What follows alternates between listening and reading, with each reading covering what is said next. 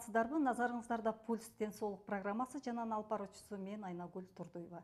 Бүгүн биз сиздерге ашказан оорулары, гастрит жана ашказан жарасы жөнүндө айтып беребиз. Ал үчүн бүгүн биздин студияда Ош областтар аралык бириккен клиникалык оорукананын ашказан оорулар бөлүмүнүн дарыгери Шананова Гүлжамал Орозмаматовна конокто. Саламатсызбы? Куш келипсиз биздин студияга. Эскерте кетсек, сиздер Пульс денсаулык программасын түз эфирде көрүп жатасыздар. Эгерде сурооңуздар болсо, экранда көрсөтүлгөн WhatsApp номер аркылуу сурооңуздарды жазсаңыздар болот. Көрсөтүүбүздү улантабыз. Анда эмесе айтсаңыз, Гүлжамал Орозмаматовна, бул ашказан оорусу кандай оору жана анын кандай түрлөрү бар? Ашказан оорулары дегеле бул ашказан бездеринин сезгениши өнөкөт ооруларга алып келет. Ашказандын 12 бармак ичектин өнөкөт ооруларына алып келет.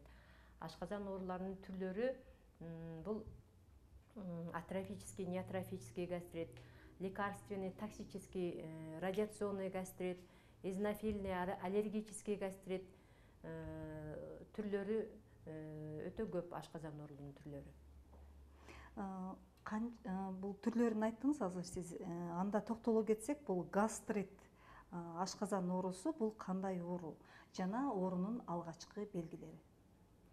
Ашказан оорусу бул ошол ашказандын өнөкөт ооруларыны ашказан бездеринин сезгенишинен келип чыгат, өнөкөт ооруга алып келет. Ашказан жана 12 эле ичегинин оорулары. Бул белгилери, алгачкы белгилери ашказандын оорусу, оорунун кайсыл убакта жана кандай пайда болушу, тамактан алдында, ачкарында же тамактан кийин канча саатта, жарым сааттан кийинби же 1 саат 2 сааттан кийин ооруйбу, голодные боли деп коет.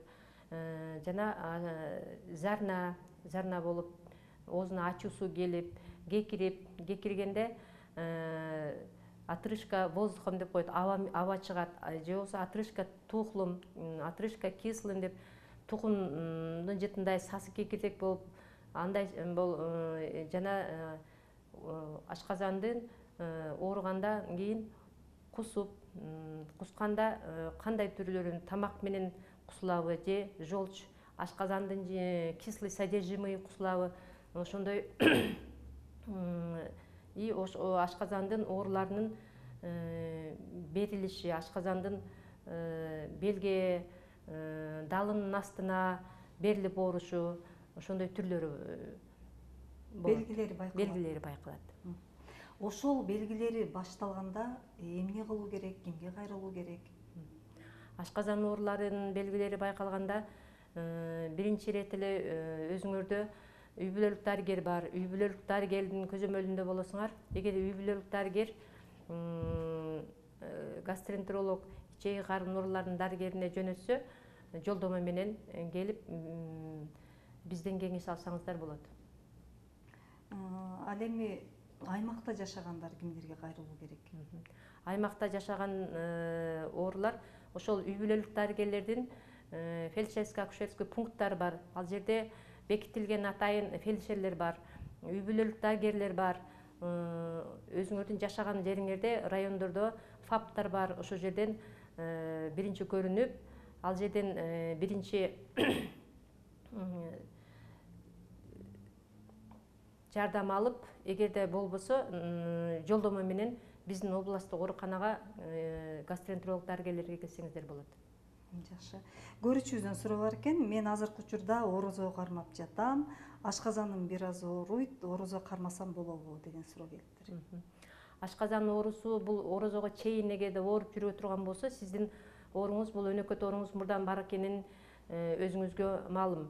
Ошондуктан алдын алып орозого чейин сиз дарылансаңыз болмок. Эгерде ашказаныңыз азыр орозо тутуп аткан убакта, орозо кармап аткан убакта ооруган болсо, ашказан оорунун өзүнчө дарылары бар. Сиз өзүңүзгө маалым болгон деле дарыларыңыз болбосо дарыгерге кайрылыңыз. Кандай түрдө ооруп атат, оорбу, жеңилби, ошого карата кеңеш аласыз. Андан кийинки суроо профилактика, алдын алуу жолдору, гастрит боюнча айтсаңыз. Ашказан ооруларынын алдын алуу үчүн бул биринчи эле тамактануунун эрежесин сакташ керек.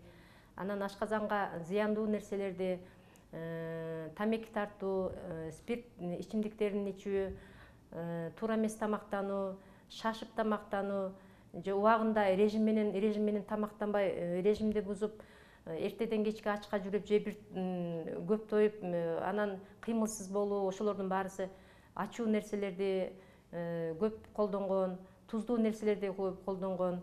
Жана ошондой эле азыркы учурда көбүнчө жаштарыбыз мына көчөдөн тез татымдарды, газдалган сууларды, чипсы, гамбургер деп ошолорду, сухомяткаларды куруп тез шашып тамактанып, ошолор дагы көп учурунда бул ашказан оорусуна алып келет. Демек ошолорду жебегенге аракет кылыш керек. Ооба. Газдалган сууларды ичпегенге. Туура. Андан кийинки сурообуз дарылоо ыкмалары. Кантип дарылайбыз гастритти? Ашказан ооруларын дарылоо үчүн биринчиден анын биринчи диагноз коюп, бул ашказан оорусунун 60-80% козгогон бул Helicobacter pylori деп бактерия. Ошол бактерияны барбы жокпу, ашказан ооруларынын түрлөрү бар. Бактериясыз жана бактериясы бар болгон. Эмнеден болду, анын себептерин, көп дарыларды туура эмес колдонуудан келип чыгышы мүмкүн. Стресстен, нервно-психический стресстен келип чыгышы мүмкүн. Ошол туура эмес тамактануудан, биринчиден бунун себептерин билип туруп, ошого жараша дарылануу керек. Биринчи ирет туура тамактануу. Ашказан ооруган убакта, мисалы, биз дайыма эле айтабыз, кайнатма шорпо болбойт, газдалган сууларды ичпегиле, айрыкча ач карын тамеки тарткандар өтө зыян. Бул никотин түз таасир этет ашказан ооруна. Алкоголь, спирттик ичимдиктери, газдалган суулар болбойт деп айтабыз. Жана дагы музак нерселерди ичпеш керек. Ашказандын ошол жылкабыгына зыян келтире турган, тескери таасир бере турган нерсе тамактарды колдонбош керек. Ачуу, кычкыл же эскирип калган бир аз тамактарды ошондо колдобогонго аракет кылыш керек. Андан кийинки сурообуз, эгерде бул гастрит оорусун дарылабаса, кандай ооруларга алып келиши мүмкүн? Бул гастрит ооруларын өз убагында дарылабаса, ашказандын же 12 бармак ичегинин жарасына алып келиши мүмкүн. Жарага чейин эрозия деп коет, предязненное состояние. Жаралар бүлкүлдөп, чачырап турган убакта уже ошондо дарылануунун ыкмасын туура пайдаланып, айыкканга аракет кылыш керек.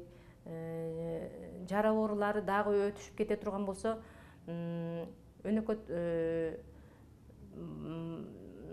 рак ооруларына да алып келиши мүмкүн. Жана да ошол 12 ичегиден мисалы жара тез пайда болуп, ал жараны убагында дарылабаса, ал жерде дагы кысылып, ал жерде кийин кан кетиши мүмкүн. Ашказандан дагы кан кетишип, язва, пенетрация, ошол жаралар башка жака өтүп кетиши мүмкүн. Ашказанды тешип коюшу мүмкүн, перфорация деп коет. Ал убакта стеноз болуп калышы мүмкүн. Ал убакта биз хирургдарга кайрылганга жиберебиз. Демек, гастрит оорусун дарылабаса өз убагында, демек ашказандын жарасына алып келет экен. Туура. Эми айтыңызчы, бул ашказандын жарасынын алгачкы белгилери кандай? Же экөө окшош элеби, же айырмасы болобу, ошол жөнүндө түшүнүп берсеңиз. Ашказандын ооруларынын жарасы айрыкча мына тамак ичкенден кийин поздний голодный боли деп коет. 2 саат 3 сааттан кийин оорусу башталышы мүмкүн. Кекирип, кусуп, улуз арасынын карарып, өзгөрүп кетиши мүмкүн. Айрыкча бул жара ооруларынын пайда болушунда жарадан уже кан кетип атат дегендин белгилери болот. Ошол улуз арасы карарып же кусуп, кофейный гуща деп коет, чорный кофе сыяктуу ошондой кусуп калышы мүмкүн да, баягы кан ошол соляный кислота менен аралаштырганда уже түс өзгөрүп, ошондой болуп кусуп калышы мүмкүн. Ошол убакта тез жардамга кайрылып, убагында жакын жерде хирург барбы, терапевт барбы, же фельдшерско-акушерский пункт барбы, тез жардамга кайрылыш керек убагында. Көрүүчүбүздөн суроо бар экен, дарылоо ыкмаларына мисал үчүн чөптөр менен дарыласа болобу дейт. Эми чөптөр менен дарылаганда биринчиден бул биздин медицина бул доказательный такталган, аныкталган медицина деп эсептелет. Ошондуктан бул оорунун так диагнозун коюп туруп, анан чөптү биринчи өзүнүн четырехкомпонентный эрадикация хеликобактери пилори деп азыркы учурда баардык жерде колдонуп келатат. Ошол дарылардын ыкмасын туура пайдаланып туруп, андан кийин реабилитацияга чөптөрдү пайдаланса болот. Эми ашказан ооруганда эле чөптү пайдалана берүү, ол чөптүн дагы пайда зыянын билип туруп анан пайдаланыш керек да. Сразу чөп болбойт. Эми мындай суроо бергим келип турат сизге. Азыр көбүнчө эле жанагы БАДылар чыкканда, ошол БАДыны ичип дагы дарыланып жакшы болдум дегендер бар, анан жакшы таасир бербейт экен дегендер бар. Ушул боюнча сиз эмне деп кеңеш берер элеңиз? Эми азыр эмне көп БАД ошол кошумча дарыланууга көп пайдалангандары көп. Эми анын дагы өзүнүн баардык эле организм бирдей эмес да.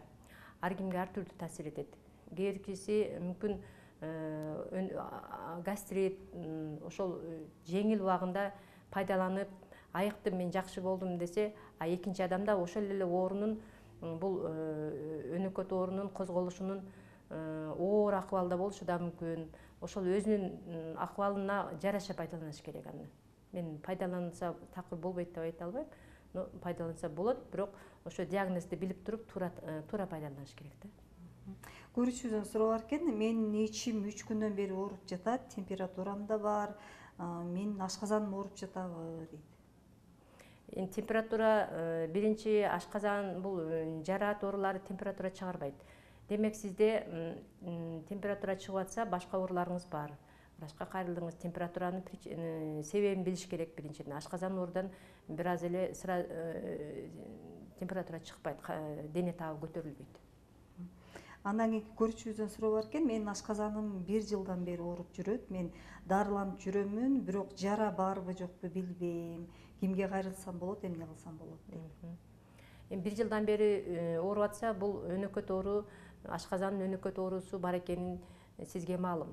Ошондуктан үй бүлөлүк дарыгерлерге биринчи кайрылыңыз.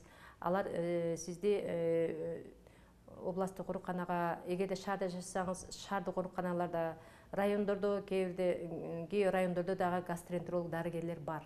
Ошолорго кайрылып, бул жерден ашказан оорунун себебин, хеликобактер барбы жокпу, азыр дыхательный урязный тест деген бар, ПЦР тест кандан аныктайт хеликобактер пилори, ошо ашказандын бирден бир себеби болгон ошо бактерияны аныктай турган. Ошого жараша эрадикация хеликобактер пилори деп бардык жерде маалым, бул бардык дарыгерлерге четырехкомпонентный эрадикация хеликобактер пилори деп дарылашат. Анан эгерде жардам бербесе, алар жолдомо менен гастроэнтеролог дарыгерине жөнөтөт. Андан кийинки көрүүчүбүздөн суроо, менин ашказаным ооруп жүрчү, анан бал менен алоэ гүлүнүн ширесин ич деп айтты. Мен ошону ичип жүрөм, бир аз жакшы болуп калды. Ушул дагы жардам береби демек дейт. Бул дагы ошол элдик медицинага кирет. Бал менен алоэ менен деп панацея болуп кеткен, алоэ менен дарылаган баардык нерседе болот деп. Бул эми алоэ, например, балды дарыласа, бул көбүнчө ашказандын зилинин аздыгынан, ашказандын кислотность деп коебуз, ошонун аздыгында пайда бериши мүмкүн. Эгерде ашказандын зили көбөйүп, кислотность көбөйүп, бул башка оору болсо, анда пайда бербейт. Бул баарына бирдей пайда берет дегенден алысмын. Андан кийинки сурообуз, бул ашказан оорусуна канча жаштан баштап кабылышат?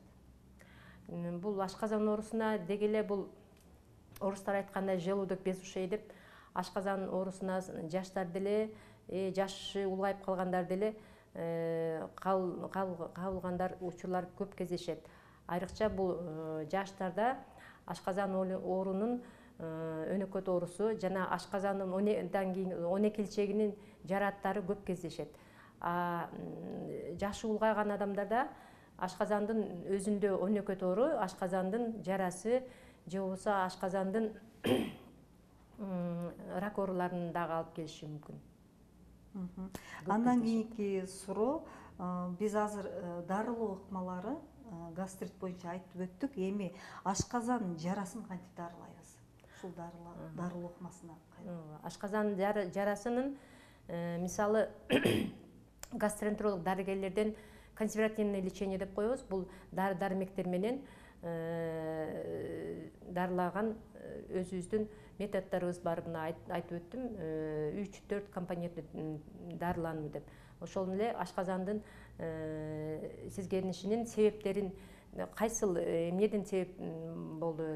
Дардан, аллергиядан, токсинден, же болбосо хеликобактерден, ошол себептерин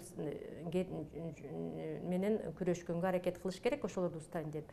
Анан эгерде өтүшүп кете турган болсо, анда уже бунда хирургдарга кайрылабыз. Бул убакта уже ашказандын 12-илчегинин жараларынын жарылып, андан кан кетиши, ашказандын пенетрация, перфорация деп коет, башка органдарга жаранын өтүп кетиши, же болбосо ашказанын тешип, же 12-илчегиде стеноз деп коет, кысылып, ошондой убактарда ошонун белгилери болсо, аны аныктап тактап хирургдар жардам көрсөтүшөт. Эми алдын алуу жолдору эмне кылса ашказан жарасына кабылбайт? Ашказан жарасы деги эле ашказандын өнөкөт оорусун убагында дарыгерге кайрылып, убагында тартатын тактап, ошол берилген тамактануунун режимин, эрежесин бузбай өз убагында дарыланып турса, бул ашказандын өнөкөт оорусу өтүшүп кетпейт. Өз убагында дарылап туруш керек. Тамактануунун убагында ичип, анан нервный стресс деп коебуз. Бул нерсеге ачууланып, стресс болуп, ошол убакта дагы невропатолог менен биз психологдорго дагы жардамга кайрылабыз, ооруларыбызды дарылаганда кээ бирки. Алардын жардамы менен ошондой башка специалисттердин дагы чогуу дарылайбыз. Демек, стресс болгондо дагы бул ашказан оорусуна алып келиши мүмкүн экен, Ашказан оорусун алып келген ошо фактор агрессии, фактор защиты деп коебуз. Ошол фактор агрессия көбөйүп кетсе дагы ошондо ашказан оорусуна түздөн-түз бул зыяны тиет. Демек, урматтуу көрүүчүлөр, биз стресске кабылбай, позитив жашоодо жашап, туура тамактануу менен ашказан оорусуна кабылбайбыз. Урматтуу телекөрүүчүлөр, биздин көрсөтүүбүз да соңуна чыгып баратат. Сизге атайын убакыт бөлүп, биздин студияга келип, элге кеп кеңеш бергениңизге терең ыраазычылык. Анда эмесе сизге эркен микрофон. Рахмат. Мен ушул учурдан пайдаланып, бүтүндөй мусулмандарды, кыргыз элин бүгүнкү Рамазан айы менен куттуктаймын. Элибизде тынчылык болсун, заманыбызда бакубатчылык болсун, токчулук, молчулук болсун. Эң негизгиси ынтымак болуп, бири-бирибизди түшүнө билейли. Жашообузда ар дайым бакубатчылык болсун. Рахмат. Урматтуу телекөрүүчүлөр, сиздер Пульс ден соолук программасын түз эфирде көрдүңүздөр. Кайрадан эфир аркылуу жолукканга чейин сак саламатта калыңыздар.